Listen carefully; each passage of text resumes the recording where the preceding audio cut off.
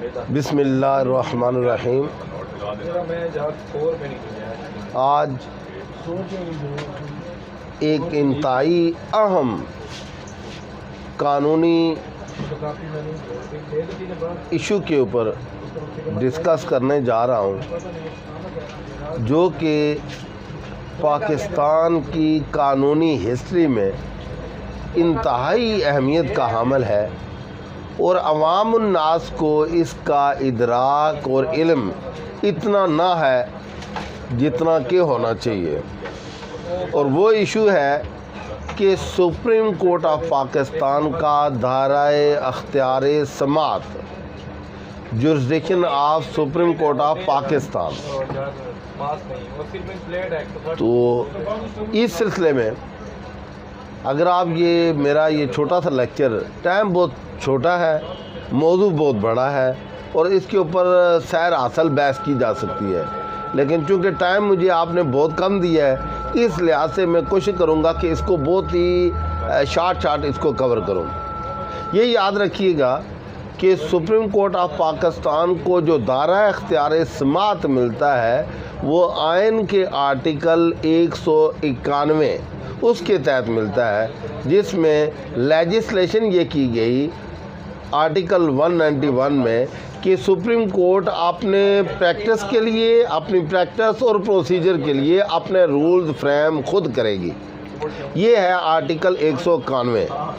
अब इस आर्टिकल की रोशनी में 1980 में एक SRO जारी होता है जिसका नंबर है 1158/80, SRO 1159/80।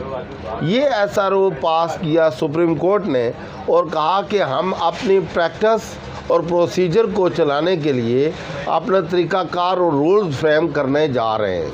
ये इस SRO के तहत हुआ था।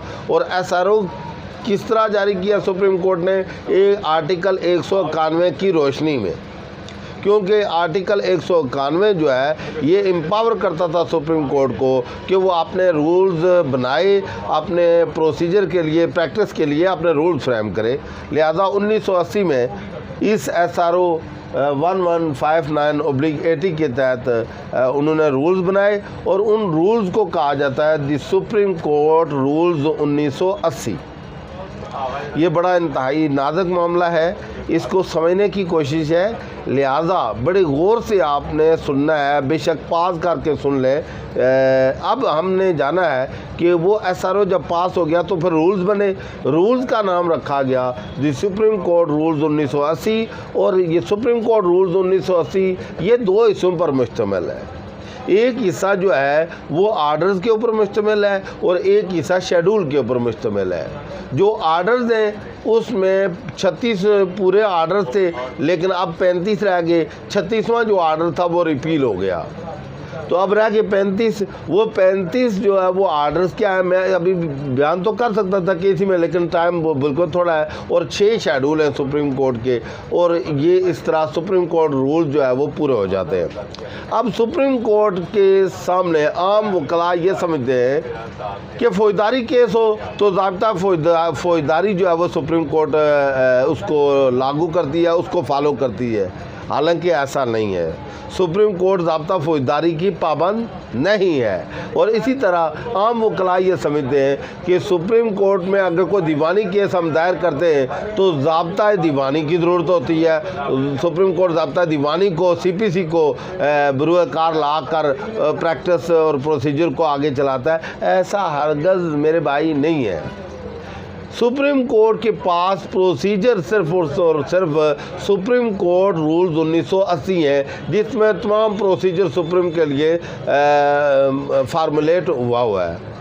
अब सुप्रीम कोर्ट की जो पावर्स हैं उसकी तरफ आते हैं हम कि सुप्रीम कोर्ट की पावर्स क्या है। आइन का आर्टिकल 175 कौन सा डिपार्टमेंट है वो बिल्कुल वाज़ेह है। आइन का आर्टिकल 175 बिल्कुल वाज़ेह है कि उसके तहत जो वो 175 से लेकर ऑनवर्ड जाएंगे तो उसमें सुप्रीम कोर्ट के बारे में वजाहत है, फिर 175A है, फिर 176 है, फिर 170 है, फिर 178 है, फिर 179 है, 180 है, 182 है। तो अब 82 से लेकर फिर 83, 84, 184, 185, 186, 187, 188, 189, 190, फिर 191। ये ऐसे हैं जिसमें सुप्रीम कोर्ट के मतलब रूल्स फ्रेम हुए हैं आईन पाकिस्तान में। अब आपने गौर करना है कि सुप्रीम कोर्ट के सबसे पहले जुरिस्डिक्शन है क्या। भाई सुप्रीम कोर्ट की जो जुरिस्डिक्शन पहली मैं बताने जा रहा हूँ वो ये है कि सुप्रीम कोर्ट ओरिजिनल जुरिस्डिक्शन रखती है। अब ओरिजिनल जुरिस्डिक्शन का मतलब क्या होता है कि कोई भी फरीक सुप्रीम कोर्ट में अपना क्लेम नीचे अदालतों में जाए बगैर डायरेक्ट सुप्रीम कोर्ट में फाइल करे। और सुप्रीम कोर्ट की ओरिजिनल जुरिस्डिक्शन किस आयन के आर्टिकल के तहत सुप्रीम कोर्ट वो पावर्स या आर्टिकल्स को इन्वोक करता है, वो है आर्टिकल 184, 184। ये है ओरिजिनल जुरिस्डिक्शन। अब 144 की शिकें हैं बीच में। अब 144 की जो ओरिजिनल जुरिस्डिक्शन 184 का जो 1 आर्टिकल है यानी सब क्लास 1, वो ये यानी 184(1) वो क्या कहता है, वो ये कहता है कि सुप्रीम कोर्ट को ओरिजिनल जुरिस्डिक्शन हासिल है अगर मामला जो है बैन सूबाई हो और बैन सूबाई व बैनल मरकज़ हो, यानी मरकज़ी गवर्नमेंट और सूबाई गवर्नमेंट के दरमियान कोई तनाज़ा हो तो क्या वो दीवानी अदालत में जा सकते हैं? नो हरगज़ नहीं, ऐसा नहीं है। बल्कि सुप्रीम कोर्ट अगर 2 सूबों के दरमियान या 1 सूबा और मरकज़ के दरमियान या 4 सूबों के दरमियान आपस में कोई तनाज़ा हो जाए तो अब वो सूबे या वो गवर्नमेंट सुप्रीम कोर्ट में आयन के आर्टिकल 184 के तहत पटिशन मूव करेंगे। अब वो जो पटिशन है वो प्रोसीजर सुप्रीम कोर्ट कौन सा इस्तेमाल करेगी, तो वो 184 के लिए जो प्रोसीजर इस्तेमाल होता है वो सुप्रीम कोर्ट रूल्स 1980 का ऑर्डर है 25वां, enforcement of fundamental rights under article 184, 3 भी है उसमें 25।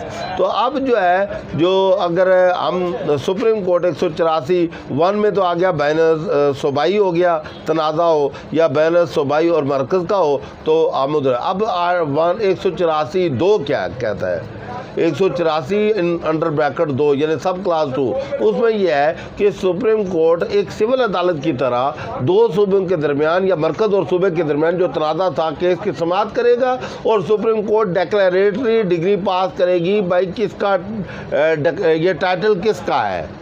मिसाल के तौर पर किसी एरिया का आ जाता है, कोई तनाज़ा आ जाता है, कोई पैसे का मामला आ जाता है, एक सूबा कहता है मेरा इसमें हक बनता है, दूसरा कहता है मेरा हक बनता है, तो अब इस पर सिर्फ सुप्रीम कोर्ट का दायरा अख्तियार, सुप्रीम कोर्ट को अख्तियार हासिल है कि वो डिसाइड करे। और एक आइन के आर्टिकल 184(1) के तहत जो है वो क्लेम यानी दावा फाइल होगा और उसके बाद आइन के आर्टिकल 184(2) के तहत सुप्रीम कोर्ट डेक्लेरेटरी डिग्री पास करेगी।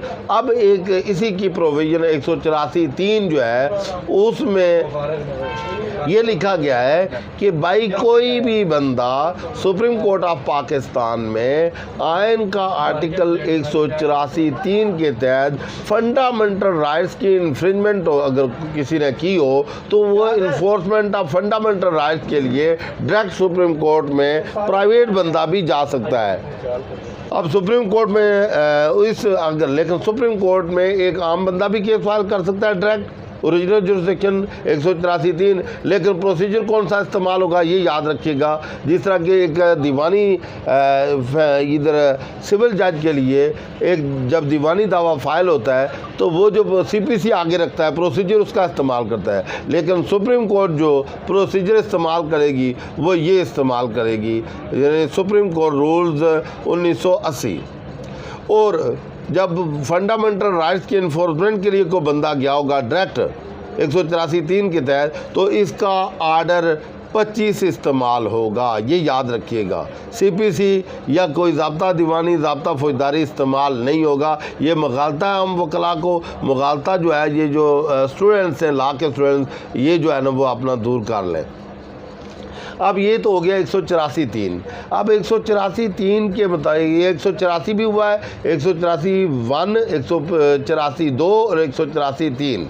184(1) के तहत गवर्नमेंट जाती है और 184(3) के मुताबिक एक आम बंदा अपने फंडामेंटल राइट्स की इन्फोर्समेंट के लिए सुप्रीम कोर्ट में जाता है और वो जो पिटीशन होती है वो 184(3) के तहत दायर होती है और सुप्रीम कोर्ट उसमें जो प्रोसीजर इस्तेमाल करेगा वो order 25 of supreme court rules 1980 इस्तेमाल करेगा। अब अगर कोई बंदा नहीं जाता सुप्रीम कोर्ट में, कोई फंडामेंटल राइट्स की इन्फ्रिंजमेंट होती है, वायलेशन होती है, तो सुप्रीम कोर्ट सुओ मोटो भी ले सकती है 184(3) के तहत।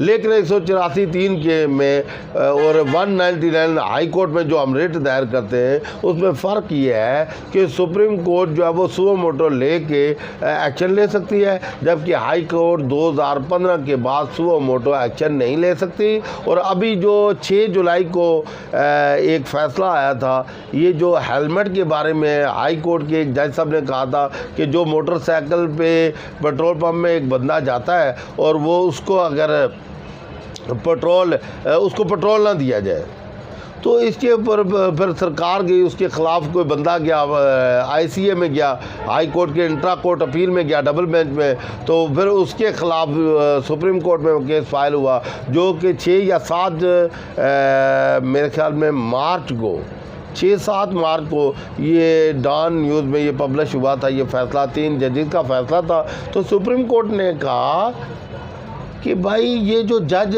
हाई कोर्ट के जज साहब थे, उन्होंने सुओ मोटो अख्तियार लेके मोटरसाइकिल वालों को बगैर हेलमेट के पेट्रोल ना देने का जो फैसला किया, ये आइन से मावरा एक्शन था। हाई कोर्ट का जज ऐसा नहीं कर सकता जब तक कि उसके पास कोई बंदा एग्रीड बंदा पटिशन ना ले गया है।